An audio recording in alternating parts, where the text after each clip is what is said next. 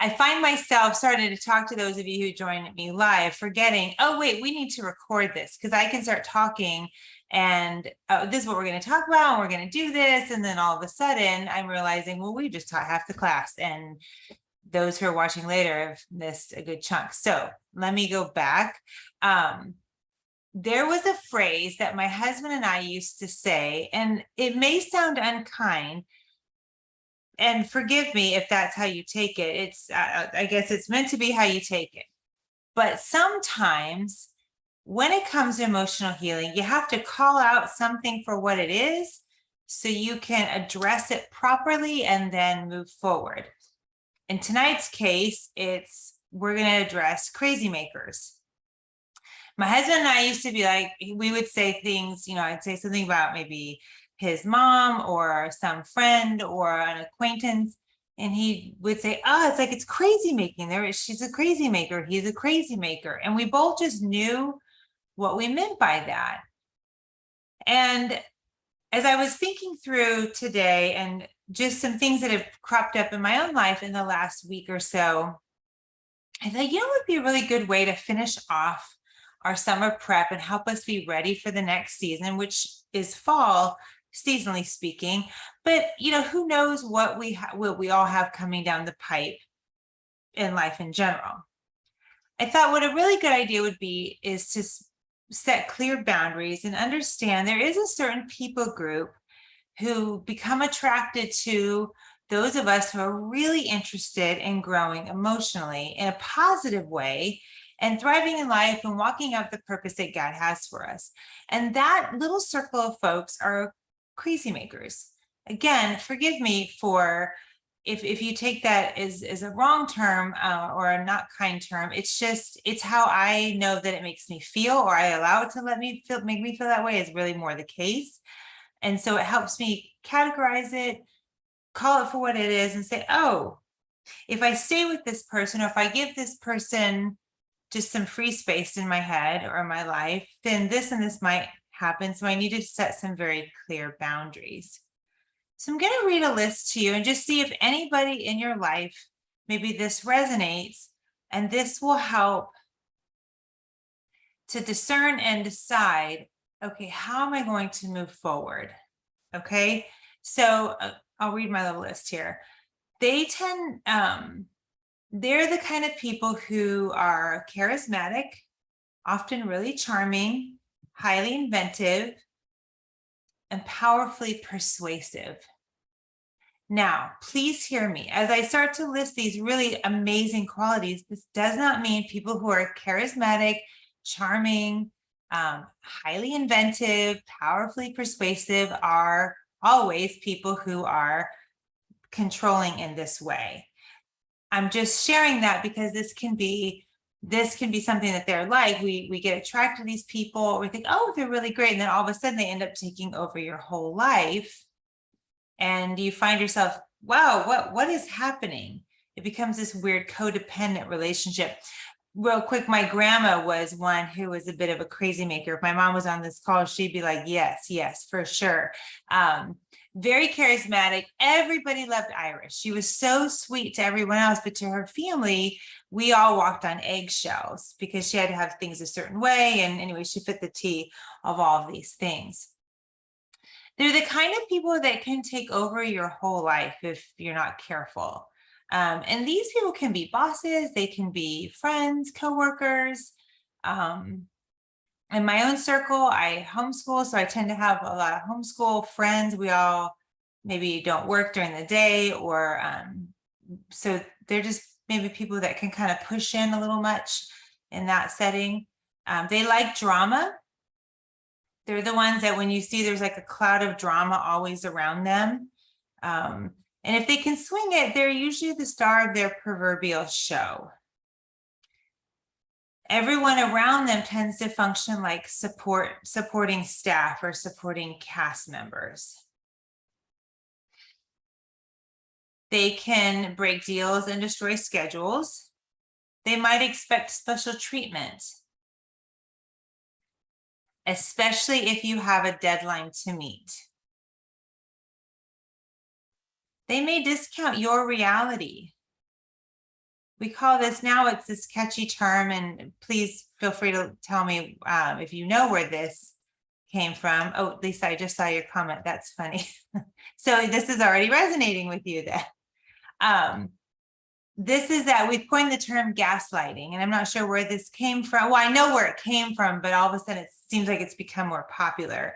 But it's that when they maybe discount your reality, you feel like, or you think, no, this is the right way. This is the truth. And it's just like ever so slightly it twists it, and all of a sudden you aren't sure of your own reality. And what at one point you were really sure of what you knew to be right and wrong or whatever in your life, not morally speaking, just you like blue, and they're saying, no, it's you actually like purple, and no, I like blue. I mean, something even as silly as that. They may spend your time and your money. I see this a lot with codependent, abusive relationships, whether within siblings or spouses or family members, that type of thing. They thrive on energy, but oftentimes it's usually someone else's. So this is where you can start to see somebody that might be charismatic, often charming and highly inventive. They might just have their own energy. They thrive on energy, and they also give out energy. So it's this really beautiful synergistic mix. Somebody who is a life sucker like this, like a crazy baker, like the energy, they thrive on energy, but there's never a give and take. It's always take, take, take. And when you're done discussing with this person, you're like, oh my word, okay, I need something, a shot of Ningxia, a peppermint, something, because I feel drained, and you don't even really know what happened. This one is, I've seen this again in my homeschool circles. I see this really, unfortunately, in a lot of settings. They pit people against one another in order to maintain a position of power. They might come at you and say, well, did you hear what so-and-so said? Or what they did? They said this about you.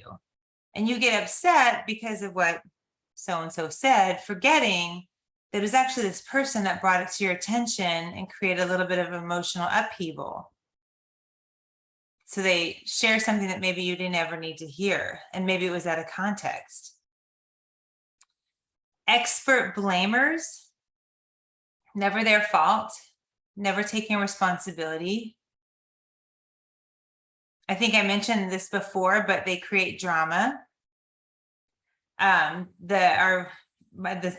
of the boys that was in Massachusetts with us, he's moved to Texas since, and he has a mutual friend, and we were just talking about this recently, and he says, it's like they'll be having meetings about their art and their music, and he'll say something, and this one kid will always say the opposite.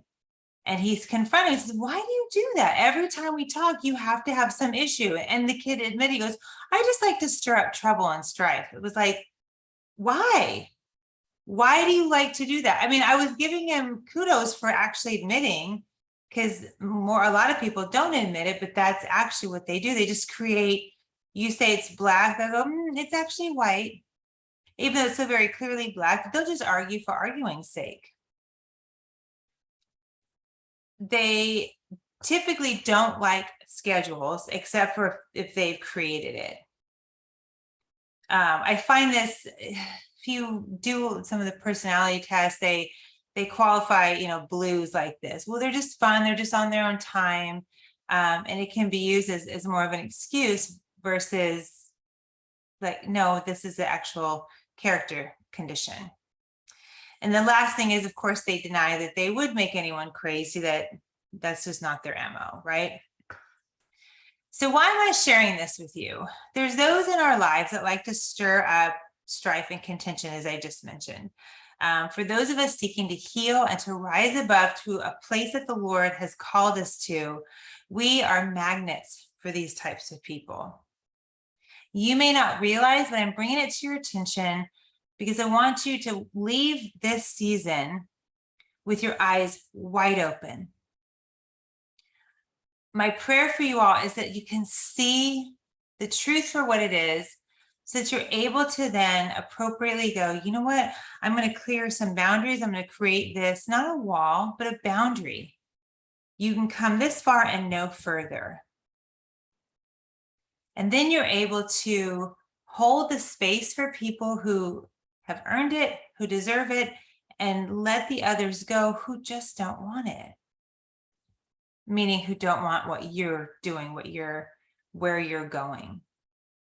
We're all running a race. We're not all going at the same pace, obviously. Even in the physical, all of us, even on this call, all 6 of us were running, we would all run at very different paces. Some of us might be walking, some of us might be racing along, but we would all be going in the same direction. And so in emotional wellness, in emotional healing, we have those ebbs and flows in life. I had an interesting conversation with a woman last night, and I wanted to share with you all because I wanted you to be able to assess where you are.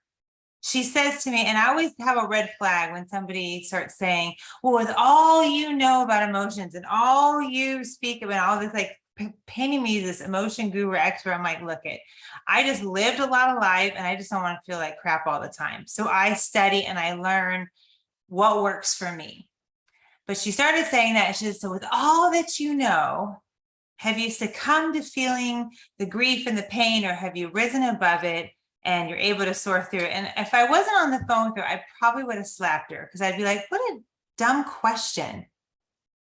And there are such things as dumb questions and rude questions. And anyway, so I said, I have no grit for this.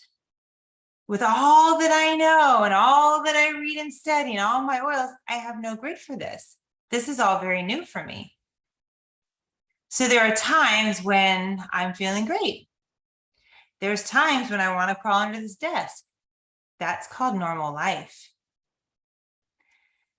But I don't stay there, because my end goal at the end of the day, the beginning of every day, is, can I take one more step forward?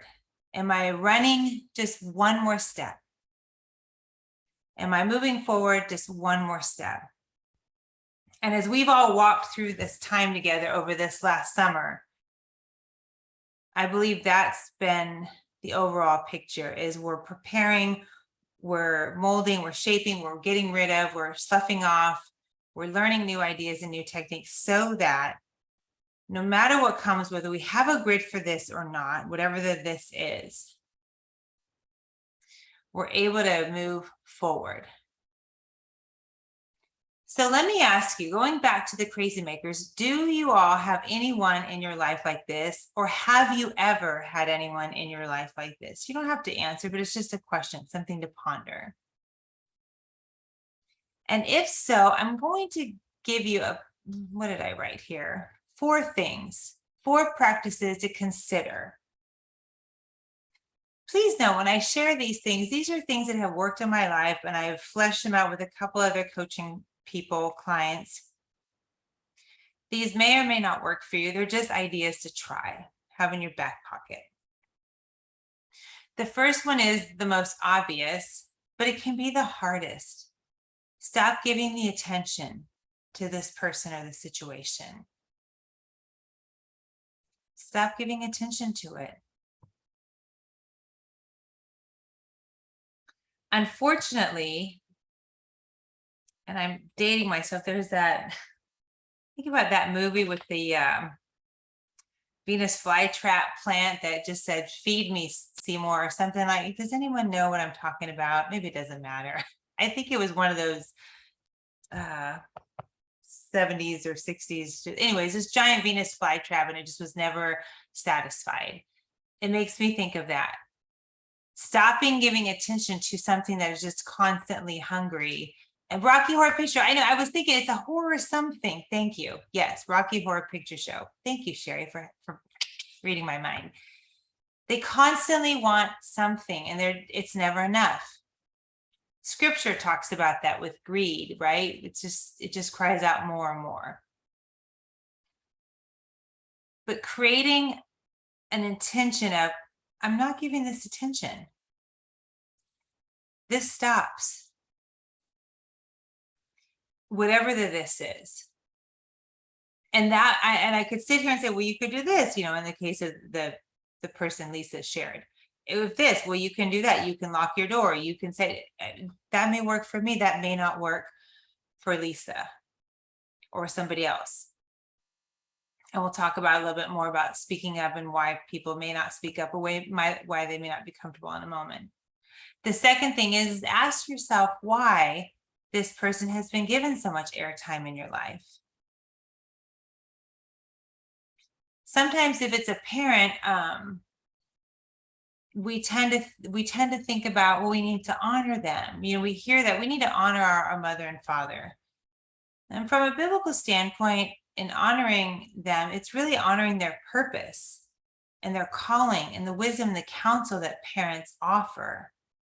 But all too often, especially in our American culture, we have toxic thoughts and toxic relationships all in the name of honoring.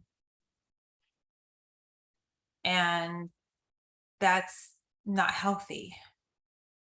And what happens if we do that, if you really think about it, if we have a toxic situation with a parent, even a sibling, and we say, well, you need to honor them, or a grandparent or whatever. And if it's keeping us from fully walking in our purpose and in our calling, well, now we're both not doing what's right in the sight of the Lord. And when I mean right, I don't mean morally right, heaven or hell type stuff. It's what he's designed you for. Some of us are designed to be artists and painters. Others are designed to work with animals, caretakers, all of these things. And there comes a point when that, maybe not necessarily parents, but a toxic relationship or thoughts or a pull on you can keep you from that. And then there's this chain reaction. We can go and talk about that all day long, but how then this person isn't blessed by you, and then that situation, and on it goes. All because this person has been given airtime in our life. Number 3, mentally create strong boundaries by imagining and then defining for yourself how far they're allowed to go. Personally, I talk to myself a lot, and sometimes my children are like, did you say something? No, just talking out loud. Because when I speak, I hear my voice say the things. No, you are not going to get across that line. No, I'm sorry, that's not okay. And I know who I'm talking to. Or I'll just mentally picture what that happened. Nope, that's not okay with me. And we've talked about this with quantum entanglement, just praying them off, clipping that off, just getting yourself, I was going to say white angelica. Is that, maybe did we just like make a new verb there? You know, when you put white angelic on, you're like, here we are. And that you may come right here and no further. We do that mentally. Sometimes, if you feel strong enough, if you feel confident enough, a subpart to point through would be speak to them face to face on the phone. You may not do that. Or if you want to go an even better, more positive way, I appreciate when you do this. I would enjoy if you only did this, or you didn't do this. Something, come up with some words that are life-giving, that speak love and compassion. And the fourth thing is learn to speak. My favorite practice and gem that I found over the 12 years of using oil is using valor over my throat. I also, for a season, I just remember this, and maybe that's for somebody listening now or later, but there was a time when I put myrrh over my throat, and that really just unleashed a whole bunch. Maybe that's the switch that flipped there, but there was something I remember about myrrh, and one of you guys, Sacred Mountain Removes Fear, speaking. Well, there you go. One Voice, Deb. See, these are great. But I remember myrrh being used to unlock truth. There was something about that. I'll have to go back and find that. But yeah, these are great suggestions. One Voice, Sacred Mountain. If you guys have any others, please share. I always think about valor because many times we have we need that courage. So those are great. Using that over your throat and practicing. So much of emotional health and wellness and getting better and moving forward is practice, getting good at speaking. Saying your affirmations, as silly as you may feel, but saying them out loud. Rolling your oil over your throat. I enjoy when. I feel confident when. I deserve respect. I deserve to be loved. I deserve to be honored.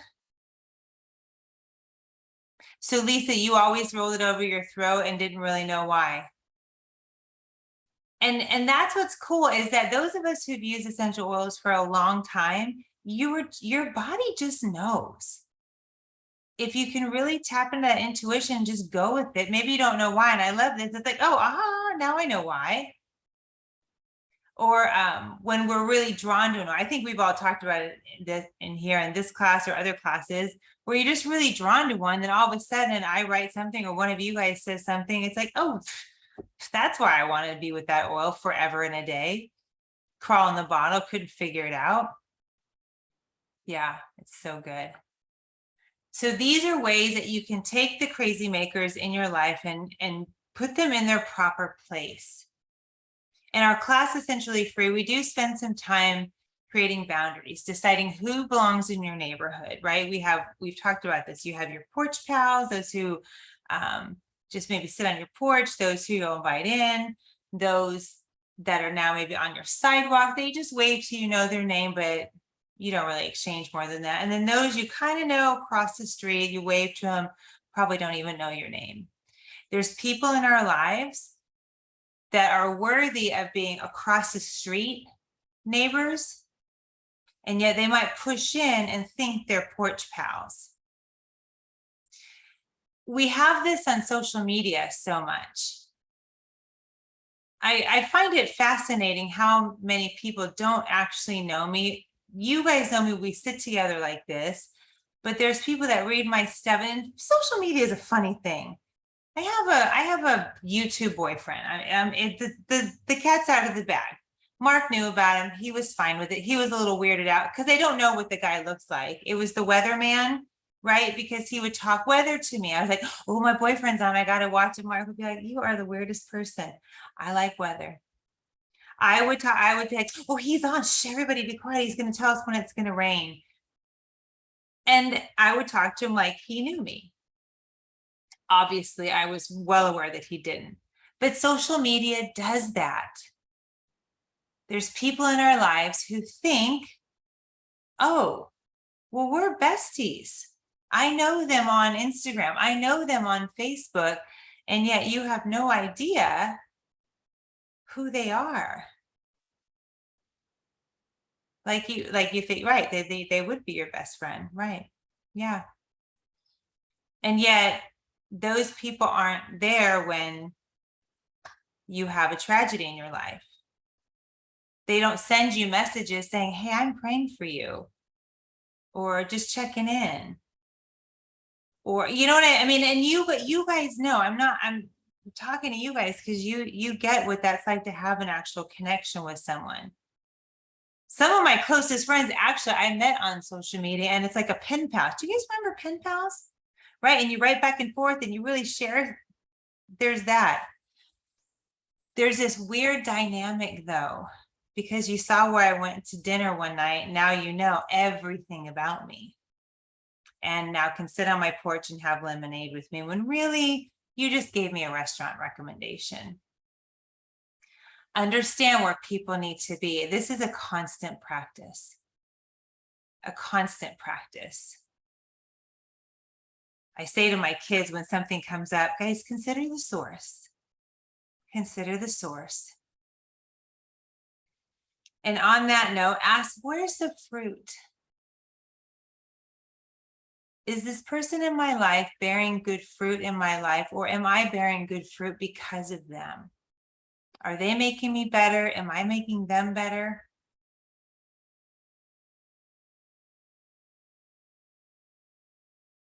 Another thing that I want us to really get into, no, hone in on, make a better practice of, choose your word, choose your phrasing, is journaling. There was a book that I picked up a while ago and I had forgotten about it. I read it years and years ago. It's called The Artist's Way. Does anyone know about this book, The Artist's Way? It's an old book. Well, old. I mean, I think 1992 is just like 10 minutes ago, but apparently it was a long time ago. I graduated from high school in 1991, so it was a while ago. But I read it round about that time. I didn't hear, what'd you say, Deb? I'm a baby. Okay, so that makes me ancient. I graduated in 74. Okay, ladies. And I graduated in 75. So you are just a baby, Jen. So there, you're just a baby. Okay, now for those of you watching later, please forgive me. We're gonna get into some family time now. Lisa 74 here too. That's you're funny, Kathy. You guys are hilarious. So I need all of your nighttime face regimes because you all look amazing. Number one. Lisa outed herself. I'm not going to say it here because it might have been in her private group. Maybe she doesn't want everyone to know. You're good? It was 64. Am I right on that? You guys, I'm reading this. Please, this will be a little side note. I'm reading her post about, all her journey. And it was, she's sharing her heart. And I realized I missed most of that just about her precious daughter and her journey with that. Because I got stuck on, she says, and I'm 64. I literally about fell out of my chair. I was like, no, she's not. And I had to reread it. Like my eyes are having some troubles. I thought, she said 64. I've seen this woman in person. That's not, Kathy, Deb, you guys, you defy, your face does not match the age. I'm just saying, it just doesn't. So that being said, tonight I was putting on a little makeup because I don't want to look like a boiled onion for you guys. And I'm noticing, I thought, oh, I need Lisa's secret. Oh, what's that machine? Anyway, there we are. Young living at work. Yes, see?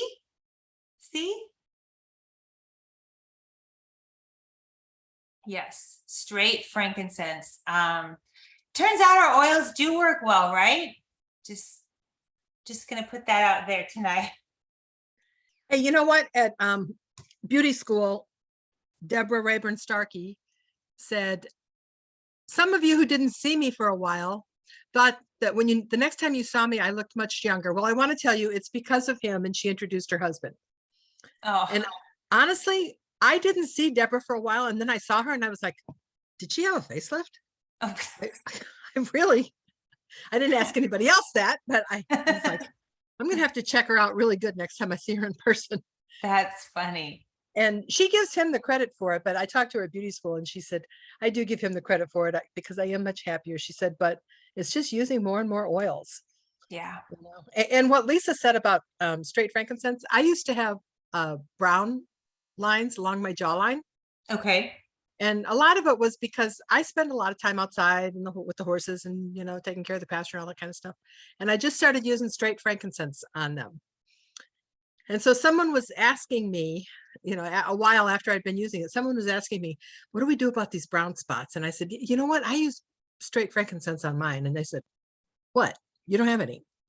And I was like, yeah, right here along my jawline. They had disappeared. They were gone. That's awesome. So that's so good. Ladies, thank you for sharing that. This is safe, right? This isn't like published out in, because I had age spots all over my face. Okay. All of the, went to the dermatologist, was put on all of those, other face care stuff, and had all of the microdermabrasion, still had it. I went to beauty school, started using the whole art line and Sheer LeMay. Went to beauty school in Houston, talked to Luba directly. And I said, tell me. And she said, straight frank. She said, put it in between your toner and art renewal serum. So cleanse, tone, Frank Art Renewal Serum, Sheer LeMay. Got rid of it. That's awesome. Got That's rid- awesome. And Deb, you use the Bloom, the CBD or Beauty Boost. So that's yours in place of the art serum. Okay. See, selfishly, ladies, I'm fact finding here because in the last year, I really haven't taken good care of my skin like I did. I don't think I've been drinking enough water, and I'll slap on moisturizer or wash my face and then away I go. And if I'm out of something, it's like, okay, I'll get it. It's just, I haven't kept up on the routine. Definitely not like, oh, I'm gonna let myself go because my husband's got none of that. It was just, you're kind of in survival mode. So I'm starting to go, okay, I'm seeing the signs. And yeah, the water, I mean, I know that's what the lines are from for sure, without a doubt. Yeah. But the straight frankincense, and Kathy, I feel like you've said that to me before and I just forgot it. So thank you for sharing that again. And Lisa too, because I know frankincense is, I've read too many stories. I know it's good. Sherry, you are so funny. Well, I agree with her. Those of us who are overweight, we don't have as many lines. I totally agree with that, Sherry. I've said it before. You guys are funny.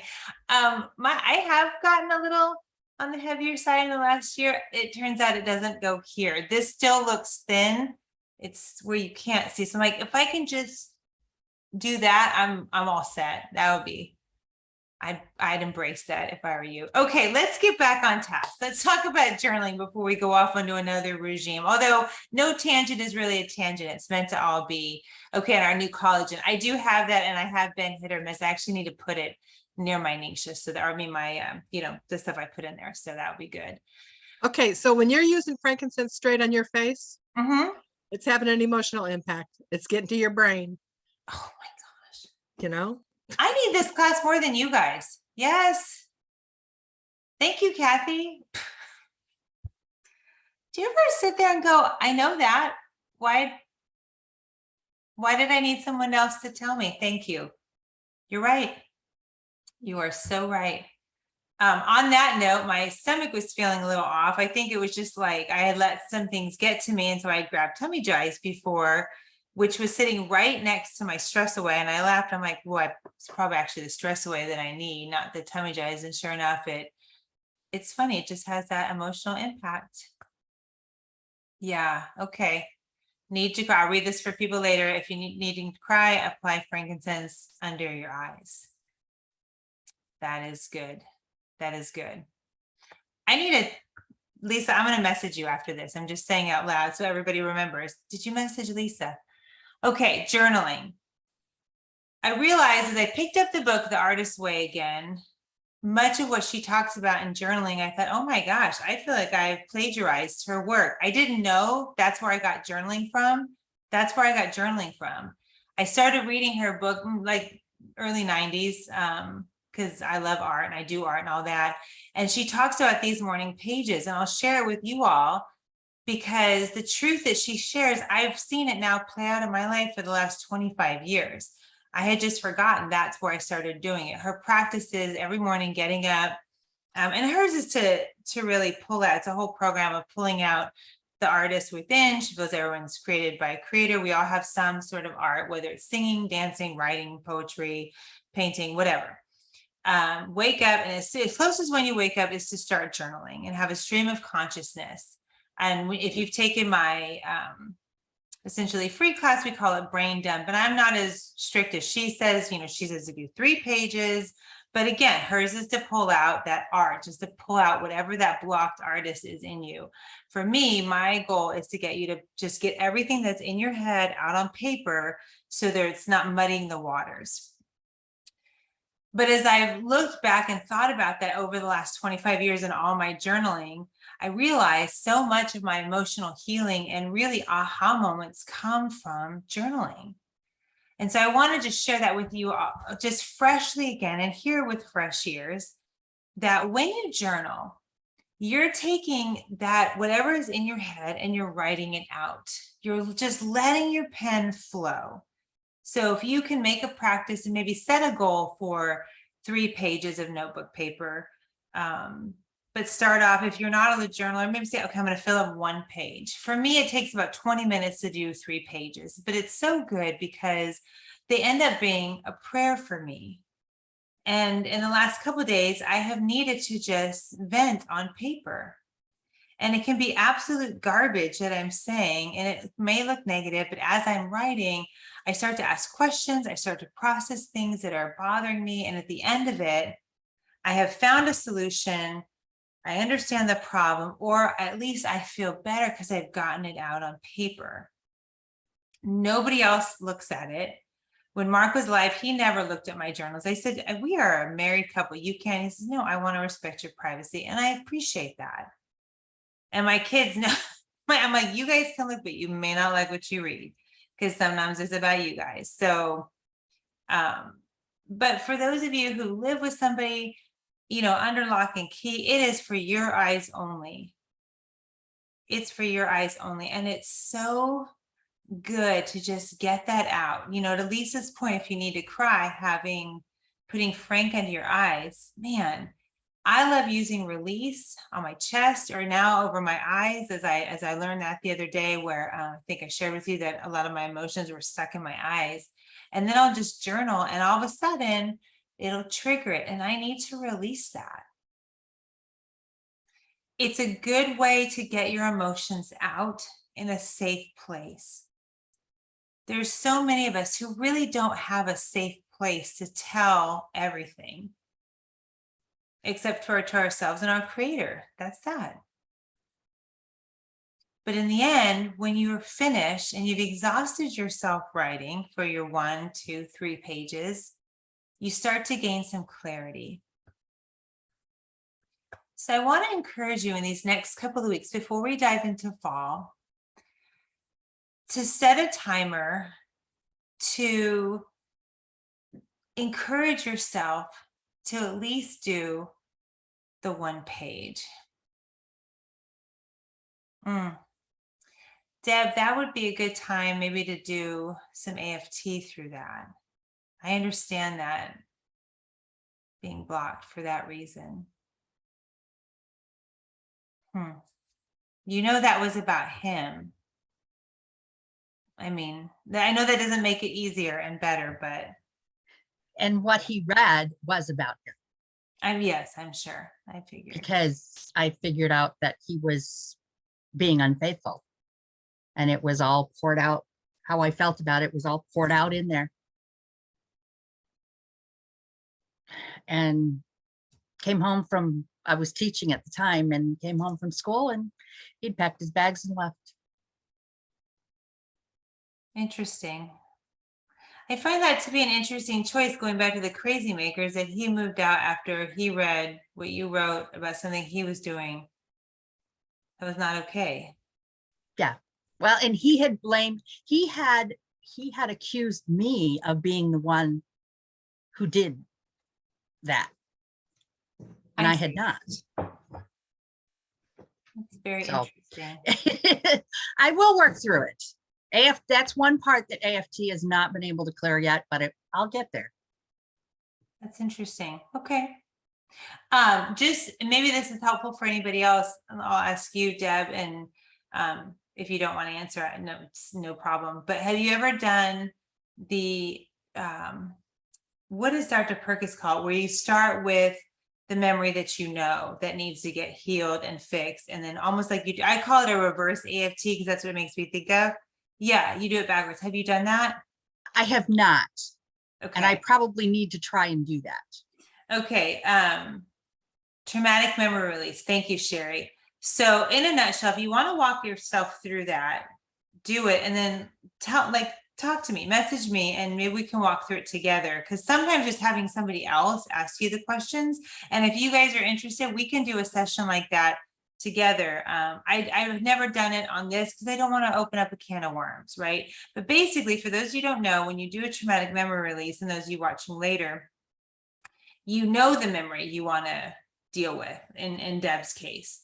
And so she would think of that day, that time, everything that surrounds her ex-husband, or ex leaving and finding it, all the emotion, everything she heard, the sound, what she was wearing, whether it was summer, winter, just whatever amount of memory she could conjure up in that. And then you reverse engineer the AFT. So all of that feeling, how do you feel? Where do you feel it? And all of that, and breathe your trauma release, the blend, right? Frankincense, stress away, and lavender. Breathe it in until that memory doesn't hold a charge. Oh, you give it a number too. Also, scale of 1 to 10, 10 being the worst possible feeling, 0 to 1 being it's absolutely no charge. And you keep breathing in your oils. You keep doing rounds of that until that charge, that feeling isn't as strong anymore. Usually it's about 2 or 3 rounds. You start off with the frankincense, stress away, and lavender, possibly doing release afterwards. In the end, you picture something of strength. Dr. Perkis recommends a mountain, just he gives little word pictures. I think he sees. He's more of a seer, a visionary versus a feeler.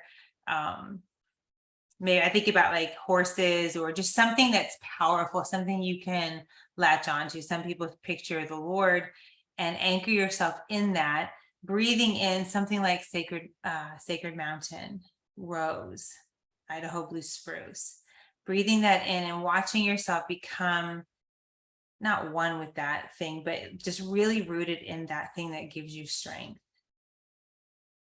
And from there, then let's say if it's journaling, you might say, I journal every day. I enjoy journaling. And you can do a regular AFT and see where that takes you. The traumatic memory release for me has been much more effective than an AFT session, simply because I have a lot of those memories. I'm just trying to move forward. Sometimes I don't know why I feel a certain way. So, the AFT is easy. When you know the why and you know the reason, doing the traumatic memory release is powerful. But do that. And if any of you want to walk through it, then let me know. I'm happy to do that. Jen, I have a question. Sure. Sometimes when you're doing an AFT with someone, they get in a really bad place and you have to go to a different page in the book. Right. Is that what you're talking about? Is that the traumatic memory release? Yes. Okay. My Yeah. very first AFT, that happened. Oh, Yeah. I was like, wow. that can get a little tricky. Well, yeah. it's a good way to get, trial by fire. Yeah. What do they call it? On the job training? Yeah, for sure. For sure. And the emotions when you're walking people through AFT or even yourself, those things come out of nowhere. And so you and your person or you need to be patient and just say, okay, hold on. This isn't what we're going to ride. I love how Dr. Perkins says, just ride the emotion, just ride the wave. And that it feels like we're out of control emotionally and it feels kind of scary. Then if we can just hang on, we're all going to be okay. So back to journaling, that would be a great way to, Deb, honestly, if you could just do the traumatic memory release, maybe an AFT session, and then pick up your pen and just start. Even if you can tell yourself, I'm going to put it on a Post-it and I'm going to throw it away. Keep it safe for you. It's something like that. And here's the thing, you guys, when I share tools, if there's a point where you're like, I don't feel safe with that, don't just throw out the whole practice. Modify it. How can you modify it to make you feel safe and get you going and get you started? Get you in that right direction. Lisa has a great tip. If you have seen something that has caused trauma, applying trauma life, over your eyes. Wow, keeping them closed until it has absorbed. I can only imagine how powerful that would be. That's fantastic. Thank you for sharing that. I was just thinking, okay, we do have some time left.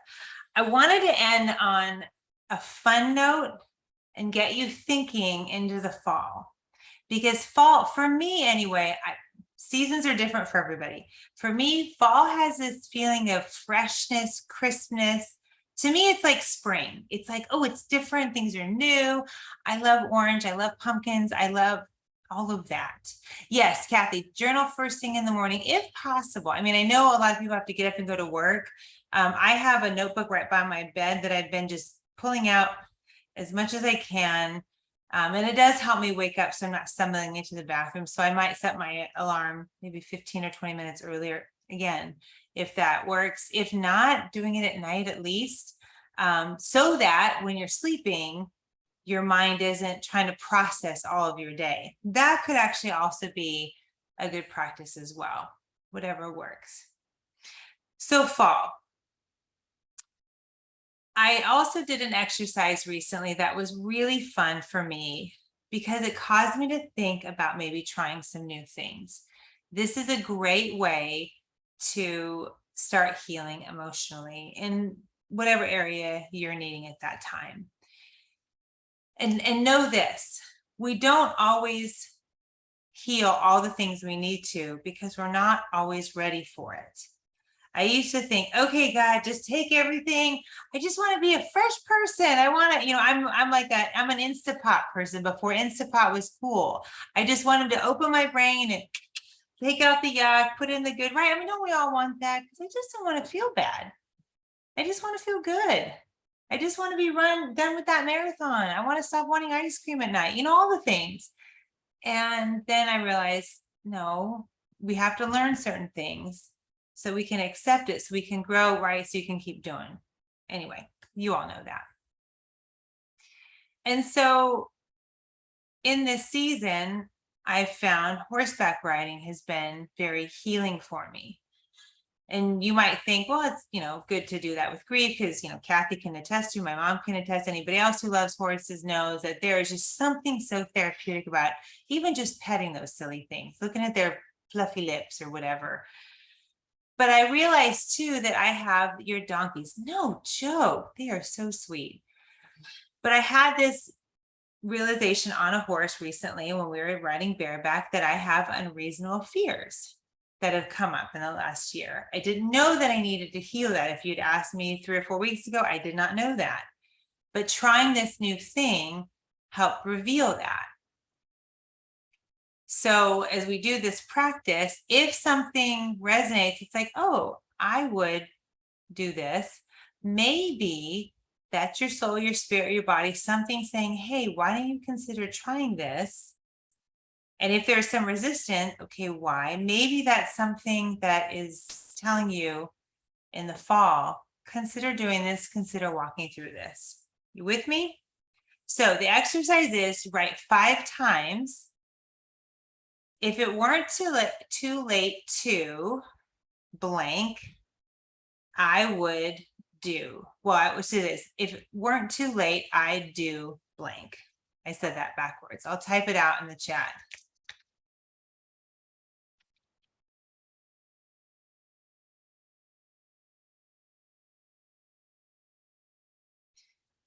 So if it weren't too late, I'd, and fill in the blank. And by too late, you mean if I wasn't so old? Sure. Yes. Right. Because otherwise it could be too late in the day or, that type of thing. But yes. All of you ladies that shares your ages, I'm like, if I were your age, looking the way you do, I would think I'm going to live forever, actually, because there are no signs of aging here. So yes. So you want to write that 5 times with 5 different things that come up.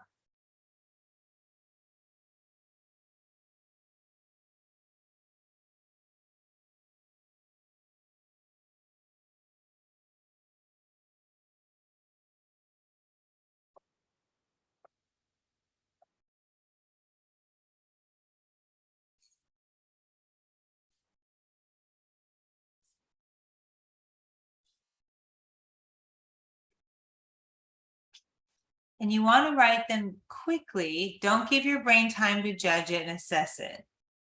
Because that's when the negative Nellies and those little critters come and start talking at you.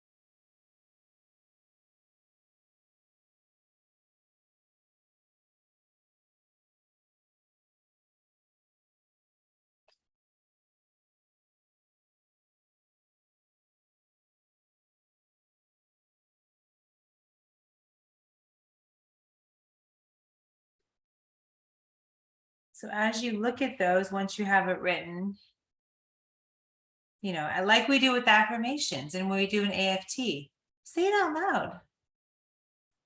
Look at each one and ask, is this something, do I really want to do it? Is it's like, well, I would want to go skydiving. Maybe you don't really want to, maybe you do, and you're just stopping yourself. So ask why. Always asking the question, why? Is this someplace that God's leading you down?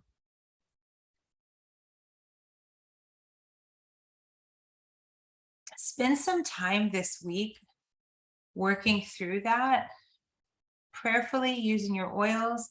Again, I mentioned earlier, but maybe I think it was before I hit record, to use release, transformation. These are great statements to do once a week, maybe on a Saturday or Sunday. Just take some time out and just assess, what would I do if it weren't too late? We've done that exercise. If money and time weren't a thing, what would you be doing? Right? We do that to find our why, to find what we're meant to do in life. This is like that, except for we're not really thinking about time and money in the sense that most of the time we do. This is a combating, you're never too old to start something. And maybe through negative emotions or things that have happened in our life, we've stopped ourselves or somebody else has stopped us from doing at least part of something that we were supposed to do. Supposed to, in that we were designed for it. When God breathed us into life, he knit us together and he designed us and gave us all the tools we needed in our personality and our giftings and the things that we love. He gave that to us so that we would be perfectly suited for that role, for that task. I think about, it's my daughter's birthday is this week on Wednesday. And she wants just the sweetest thing. She wants a new sketchbook, and which I got her that. But I also got her some pencils and some things to go with it. And she does markers and all these, but I thought, oh, she's going to love this because I know she's starting to do more shading. She's starting to get into this, and she doesn't know that she would like this because she doesn't know it exists. But I'm front loading her with something that I know she's going to love. And it's just going to make the gift that much richer. And as I've been shopping for her and getting her little things for her birthday this week, I think about how neat it is that the Lord did that for us. So many times we look at callings and purposes like, oh, I have to do this, or this is my job and this is what I'm meant to do. But really, if we sort of shift our focus a bit and say, well, I love talking. Well, ta-da, he gave me this class and people who want to hear me talk. It's great. I'm front loaded for that. Mercifully, he gave me you guys who apparently love to listen. See, it works. But also have wisdom to share. And our classes would be lost without people like you who are willing to step out and say, hey, you know what I found? You know what I think is cool? That's all part of our giftings. So I just want to offer that up to you in this next week. And next week, we'll finish up our summer prep. We'll round it out and we will be as ready as we can be for the next season of our life. So I'm going to go ahead and stop the recording.